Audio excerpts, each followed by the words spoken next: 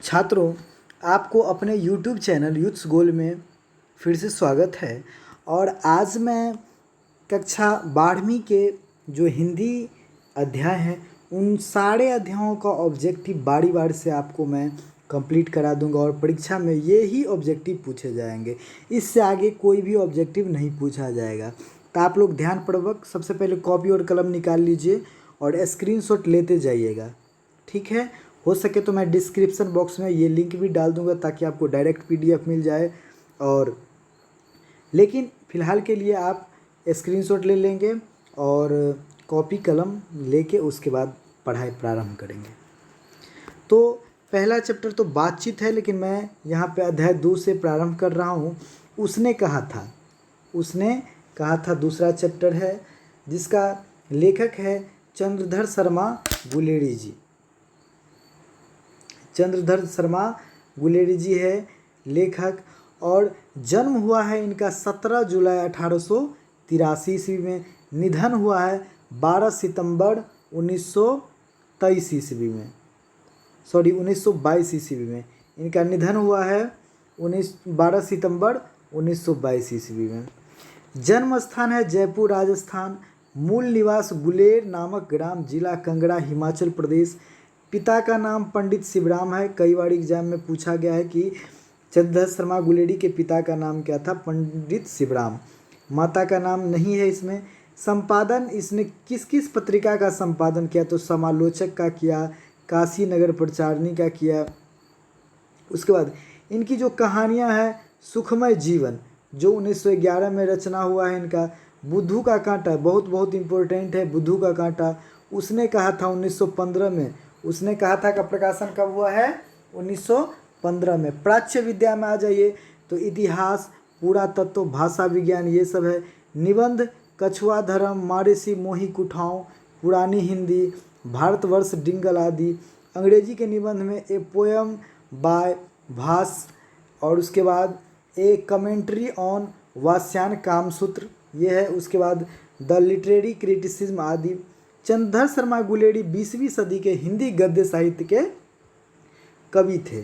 क्या थे, हिंदी गद्य साहित्य के कवि थे, याद रखेंगे। वे हिंदी, देखिए किस किस भाषा के जानकार थे, हिंदी, संस्कृत, अंग्रेजी आदि विषयों के प्रकांड विद्वान थे।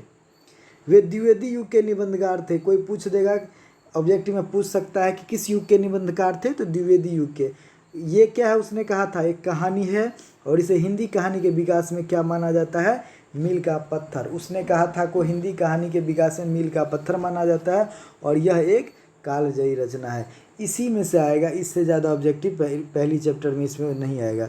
दूसरी चैप्टर की जब हम लोग बात करेंगे तो दूसरी चैप्टर है संपूर्ण क्रांति। दूसरी जो चैप्टर है वो है संपूर्ण क्रांति। तो ये मेरा पीडीएफ जो है सो बारी बारी से नहीं बना है, कहीं कहीं करके बन गया है। तो सबसे ये 7वां चैप्टर है। उसके बाद हम लोग पढ़ रहे हैं ओ सदा नीरा। ओ सदा नीरा का लेखक है जगदीश चंद्र माथुर जी, करेक्ट, जगदीश चंद्र माथुर जी। जन्म हुआ है 16 जुलाई 1917। निधन है 14 मई 1978। जन्म स्थान शाहजहांपुर उत्तर प्रदेश।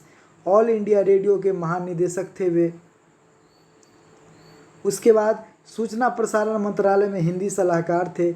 इसको सम्मान कौन कौन से मिला, तो विद्या वारिधि की उपाधि से विभूषित हुआ, कालिदास अवार्ड मिला, बिहार राज्य भाषा पुरस्कार से सम्मानित हुए थे ये। इनकी जो रचनाएं हैं, कृतियाँ, 1936 में प्रथम एकांकी मेरी बांसुरी का मंचन हुआ था। वह सरस्वती में प्रकाशन भोर का तारा, बहुत इंपॉर्टेंट है भोर का तारा। तो इन्हीं सब से ऑब्जेक्टिव क्रिएट होता है, तो आप इनको ध्यान में रखेंगे कि उनकी कृतियाँ क्या है। भोर का तारा का लेखक कौन है, तो जगदीश चंद्र माथुर है। ओ मेरे सपने, मेरे श्रेष्ठ रंग, ये भी महत्वपूर्ण है। भोर का तारा भी महत्वपूर्ण है। नाटक में कोणार्क 1951 में, वंदी, शारदिया, पहला राजा, दशरथ नंदन, कुंवर सिंह की टेक, गगन सवारी, दो कठपुतली, ये सब है। अन्य में आ जाइएगा तो परंपराशील नाट्य, बोलते क्षण। जगदीश चंद्र माथुर एक प्रगतिशील लेखक थे। किस टाइप का लेखक थे, प्रगतिशील लेखक थे। नाटककार थे, संस्कृत कर्मी एवं प्रशासक भी थे। सबसे बड़ी सही बात है ये प्रशासक, एडमिनिस्ट्रेटिव सर्विस में भी थे। ओ सदा नीरा क्या है, एक निबंध है, और इसमें किस नदी के बारे में बताया गया है, गंडक नदी के बारे में बताया गया है। चंपारण से संबंधित है ये। अगला चैप्टर जो है आप लोगों का जो अभी पढ़े हैं रोज।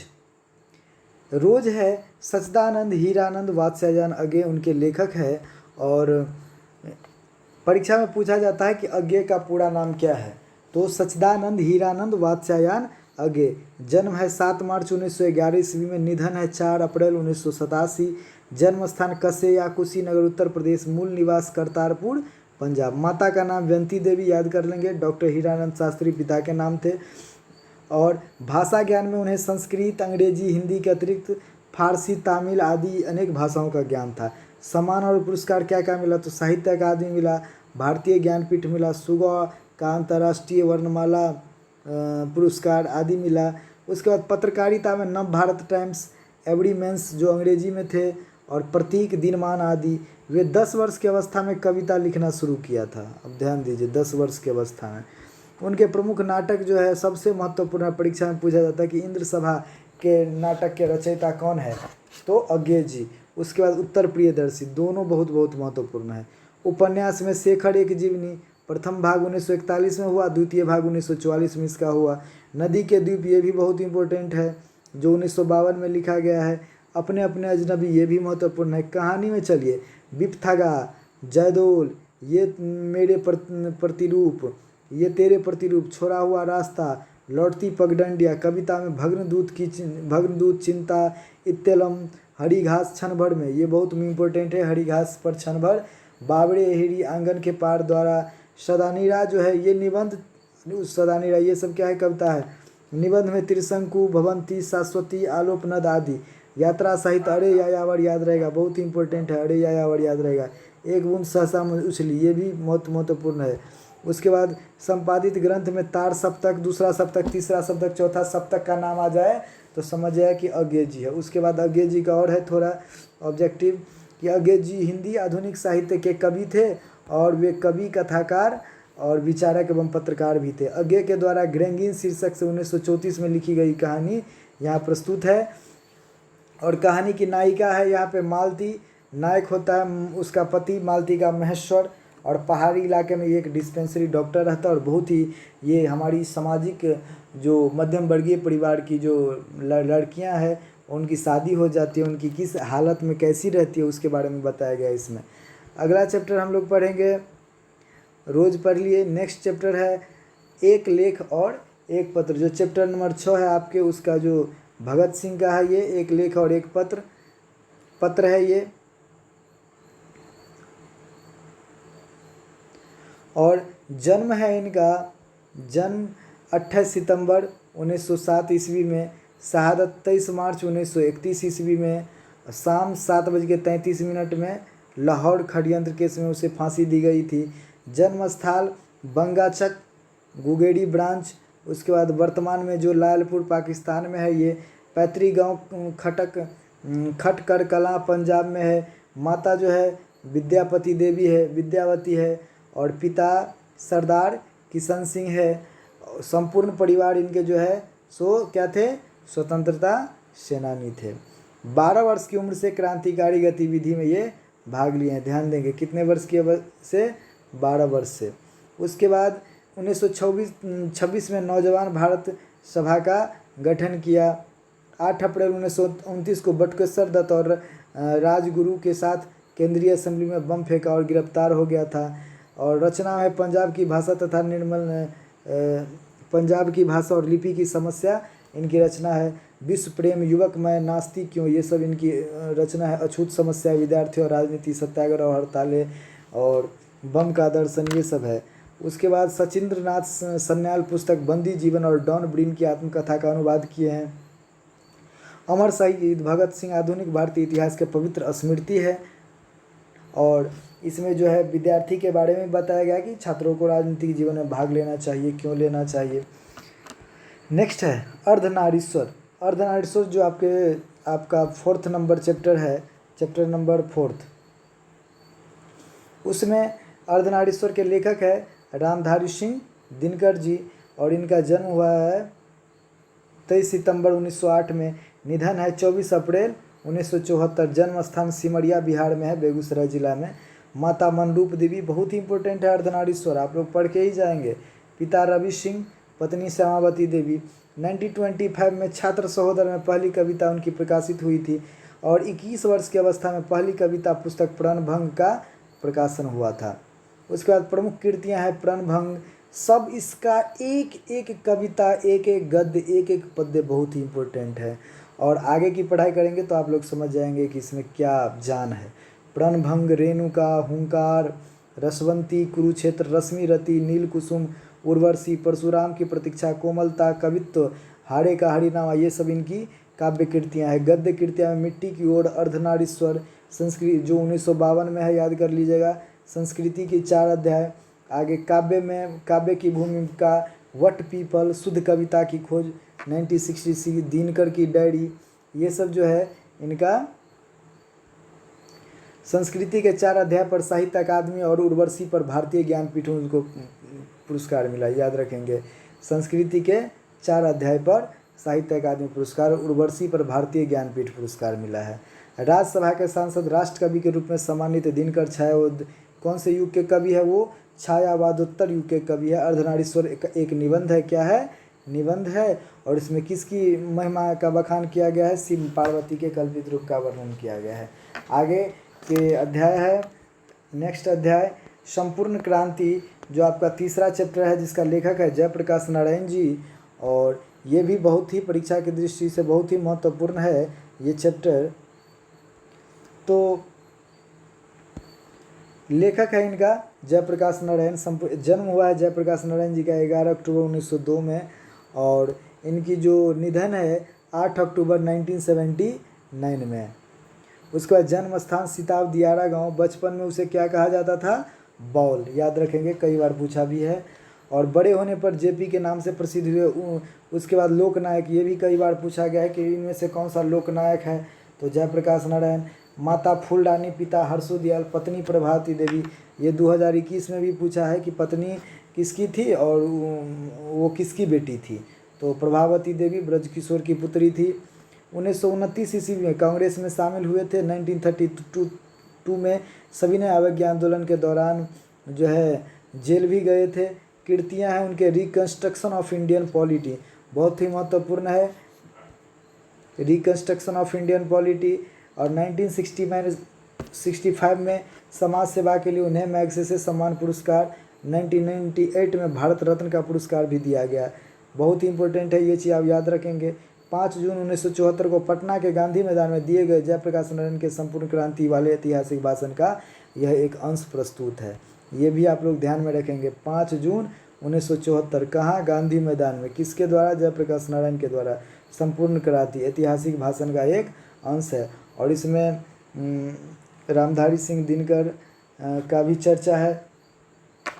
आगे हम लोग पढ़ेंगे तिरछी, जो 13वां चैप्टर है तिरछी। उसमें जो है ये तिरछी बहुत ही दर्दनाक कहानी है। लेखक उदय प्रकाश जी हैं और जन्म इनका 1 जनवरी 1952 है और शायद अभी तक जीवित है। तो 1 जनवरी 1952 और जन्म स्थान सीतापुर, अनूपपुर, मध्य प्रदेश। माता गंगा देवी, पिता प्रेम कुमार सिंह। उनकी वृत्ति क्या थी, मतलब काम? अंग्रेजी पत्रिका एमिनेस का संपादन, एंडे मेल नई दिल्ली में सहायक संपादक था। कृतियाँ उनकी क्या है? दरियाई घोड़ा बहुत ही इंपॉर्टेंट है, तिरछी भी बहुत इंपॉर्टेंट है। अंत में प्रार्थना, पाल गोमेस का स्कूटर, पीली छतरी वाली लड़की, दत्तात्रेय के दुख, अड़ेवा पड़ेवा, मोहनदास, मंगोसिल, ये सब इनकी कहानी है। अब कविता संग्रह में चलते हैं। सुनो कारीगर, अबूतर कबूतर, रात में हारमोनियम, निबंध आलोचना, ईश्वर की आँख है ये निबंध आलोचना। कला, अनुभव, इंदिरा गांधी की आखिरी लड़ाई, लाल घास के नीले घोड़े, रोम्या, रोला का भारत, ये सब इसका कला अनुभव है। तिरछी इसमें जो है एक विषैला और भयानक जंतु है और ये लाल घास पर नीले घोड़े से लिया गया ये है, इसमें आप ध्यान देंगे। उसके बाद है सिपाही की माँ, जो चैप्टर नंबर 8 है और ये मोहन राकेश जी द्वारा रचित रचना है, मोहन राकेश द्वारा। जन्म है 8 जनवरी 1925, निधन है 30 दिसंबर 1912 और जन्म स्थान है इनका जंडी वाली गली, अमृतसर, पंजाब। बचपन का नाम है मदन मोहन गुगलानी। माता बच्चन कौर और करमचंद गुगलानी उसके पिता है। कृतियाँ इंसान का खंडर, इसका मोहन राकेश एकदम उपन्यासकार थे, एकदम गजब के, और उनके एक एक उपन्यास पढ़ने में इतने मज़ा आते हैं। अगर आप लोग के पास समय रहे तो पढ़िएगा, इंटरनेट से भी पढ़ सकते हैं। नए बादल, जानवर और जानवर, एक और ज़िंदगी, फौलाद का आकाश, वारिस, कहानी संग्रह है ये सब। उपन्यास में अंधेर बंद कमरे, न आने वाला कल, अंतराल। नाटक में आषाढ़ का एक दिन बहुत ही इम्पोर्टेंट है, आषाढ़ का एक दिन बहुत ही इम्पोर्टेंट है। उसके बाद लहरों का राजहंस भी बहुत इम्पोर्टेंट, आधे अधूरे गजब का उपन्यास है, पढ़ के देख लेंगे। एकांगी, पैर तले की ज़मीन, अंडे के छिलके और अन्य एकांकी। उसके बाद इनके जो लेखक है आखिरी चट्टान तक, यात्रा वृत्तांत, परिवेश, रंगमंच और शब्द, कुछ और अस्वीकार, नई निगाहों के सवाल, बकलम खुद। अनुवाद है मृच्छकटिकम, अभिज्ञान, शाकुंतलम, एक औरत और एक चेहरा। डायरी, समय सारणी, मरणोपरांत उसका जो प्रकाशन हुआ है। मोहन राकेश की नई कहानी के आंदोलन के प्रमुख हस्ताक्षर थे, वे कथाकार, नाटककार थे। सिपाही की माँ क्या है? सिपाही की माँ क्या है? एकांकी है, याद रखेंगे। एक एकांकी है, कहाँ से लिया गया है? अंडे के छिलके तथा अन्य एकांकी से लिया गया है। उनके पात्र है इस कहानी में, एकांकी में बिस्नी, मुन्नी, कुंती, दीनू, मानक, सिपाही, ये सब पात्र है। अगला चैप्टर पाठ 9 है प्रगीत और समाज। प्रगीत और समाज, इसके लेखक है नामवर सिंह। नामवर सिंह जी इनके लेखक है, और इनका जन्म हुआ है 28 जुलाई 1927। जन्म स्थान जीवनपुर, वाराणसी, उत्तर प्रदेश। माता बागेश्वरी देवी, पिता नागर सिंह शिक्षक थे। वृत्ति 1953 में काशी हिंदू विश्वविद्यालय में व्याख्याता, संप्रति आलोचना त्रैमासिक प्रधान संपादक। सम्मान 1971 में कविता के नए प्रतिमान पर साहित्य अकादमी पुरस्कार मिला था।